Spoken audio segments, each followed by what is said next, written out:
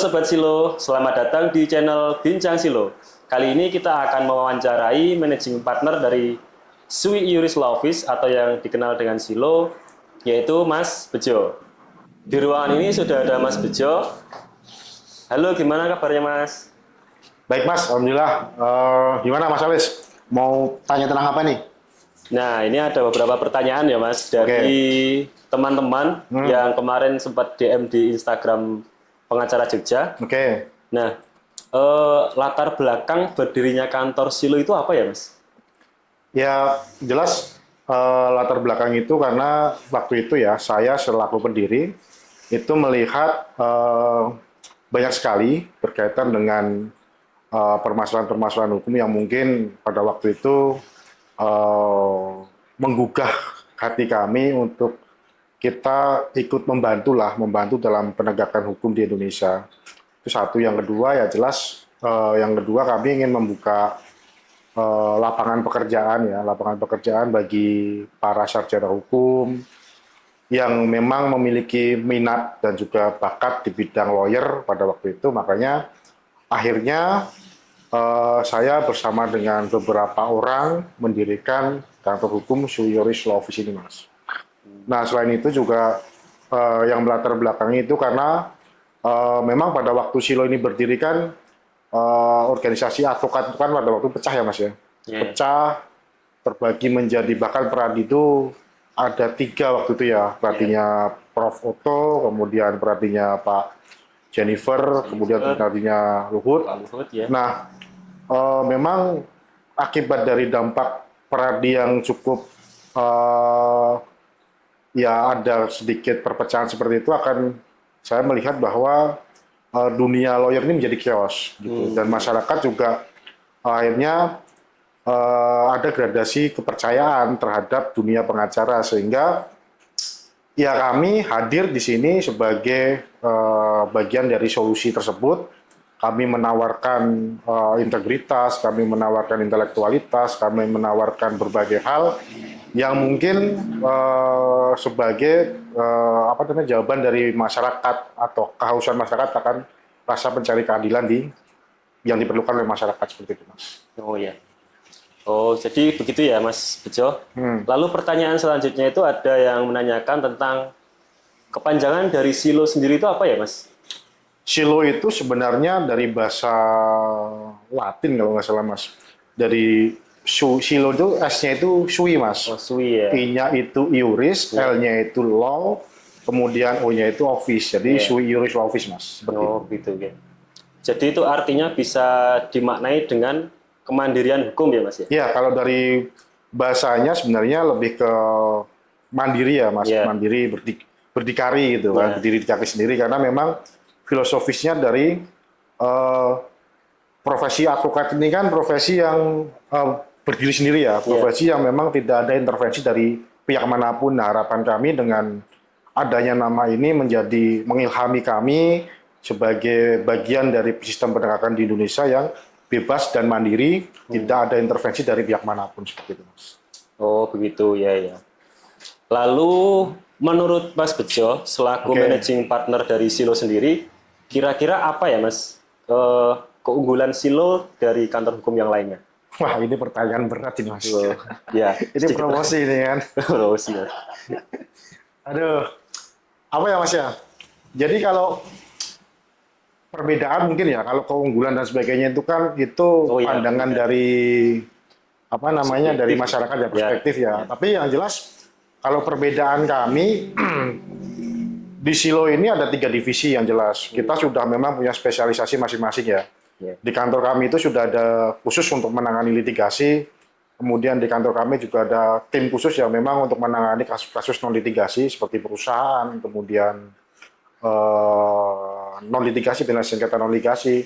Dan juga ini yang terpenting Mas, di kantor kami itu punya tim khusus yang memang dia akan melakukan riset terhadap analisis suatu perkara.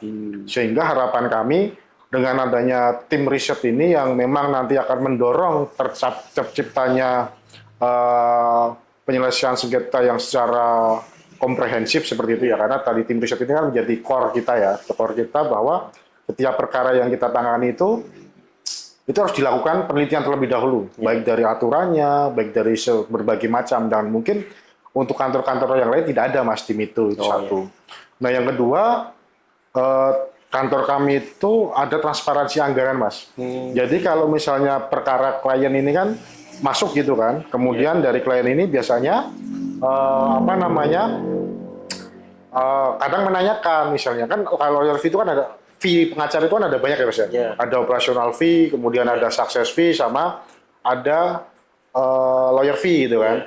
Nah kalau yang operational fee ini biasanya kita laporkan Mas. Sama kayak ada laporan penanganan perkara di situ. Kita biasanya sekalian laporan tentang keuangan gitu kan. Nah sama kayak misalnya jenengan buka SIPP gitu kan. Di dalam pengadilan itu ada SIPP. Kemudian itu kan ada sisa panjar dan sebagainya itu kan. Nah itu juga ada Mas. Bahkan kalau dalam operasional fee ini setiap kita minta top up atau setiap kita minta selesai perkara, biasanya kita ada laporannya. Dan ketika memang uang operasional ini sisa, kita akan kembalikan Mas. Gitu.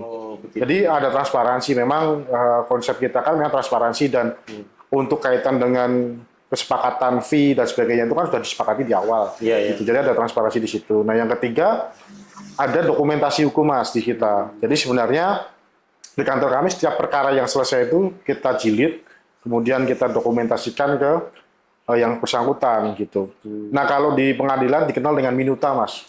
Minuta ya. Minutasi kan gitu. Ada minutasi gitu kan. Nah itu kita sampaikan ke klien sehingga ketika nantinya, oh ini udah selesai tingkat pertama nih.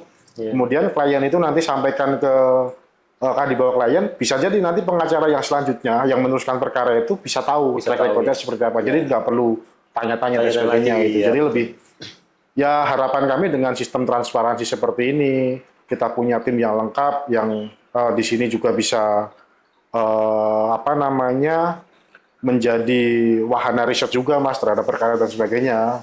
Nah, harapan kami dengan adanya seperti ini di samping kami memberikan pelayanan yang maksimal terhadap klien, kami juga harapannya bisa menjadi tempat belajar bagi mahasiswa di sini gitu Mas. Baik, berarti memang banyak ya yang menjadi istilahnya pembeda gitu ya dari kantor hukum yang lain. Ya, kalau pembeda mungkin ya Mas, saya juga belum riset juga sih, cuman yang identik saat ini yang menjadi budaya kami seperti itu Mas.